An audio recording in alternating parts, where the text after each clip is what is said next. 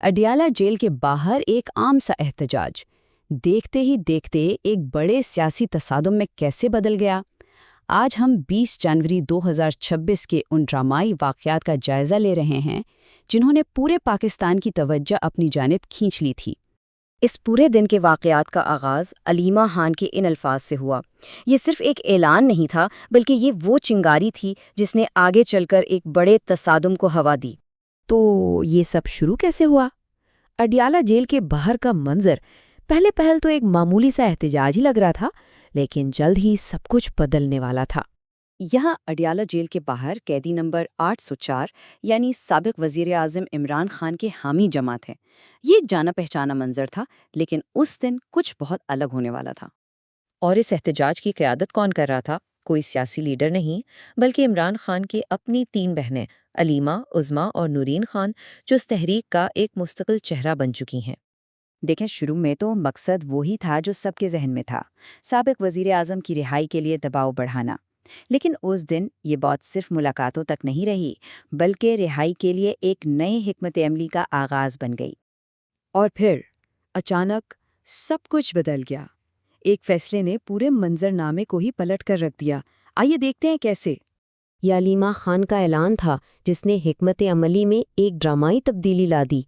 ایک جگہ پر رکا ہوا احتجاج اب سیدھا دارالحکومت کی طرف بڑھنے والا ایک جلوس بن چکا تھا۔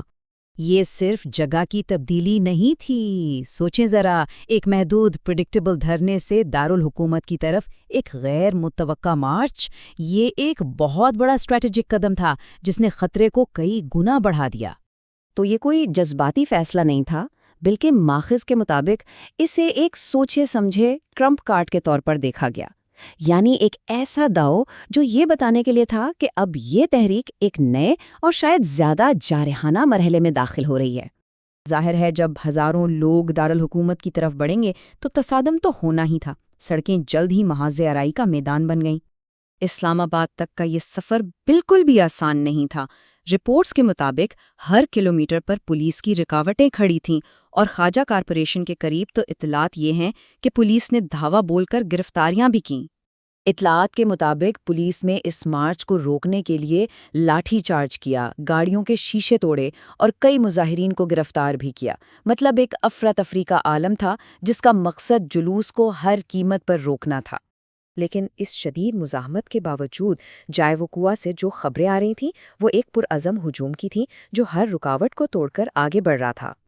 تو سوال یہ پیدا ہوتا ہے کہ احتجاج اور مارچ کا یہ ایک دن اس پوری تحریک کے لیے آخر کیا معنی رکھتا ہے؟ یہ وہ سوال ہے جو صرف مبصرین ہی نہیں بلکہ شاید پورے ملک کے ذہن میں ہے۔ اس کشیدگی کے بعد اب آگے کیا ہوگا؟ ماخذ کا تجزیہ بالکل واضح ہے۔ یہ کوئی ایک دن کا واقعہ نہیں تھا، یہ تحریک کی حکمت عملی کا اگلا مرحلہ سمجھا جا رہا ہے، ایک ایسی کشیدگی جو سیاسی جدوجہد میں ایک نئے باب کا آغاز ہے۔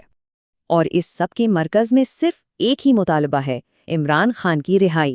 یہ مارچ اس بات کا ثبوت ہے کہ تحریک اب صرف قانونی درخواستوں سے آگے نکل کر براہ راست عوامی طاقت کے مظاہرے پر آ گئی ہے۔ اس دن نے ایک نئی مثال قائم کر دی ہے۔ اب سوال یہ نہیں کہ کیا ہوا، بلکہ یہ ہے کہ جب یہ عوامی لہر دوبارہ دارالحکومت کا رخ کرے گی تو آگے کیا ہوگا۔ اس تصادم کا انجام ابھی باقی ہے۔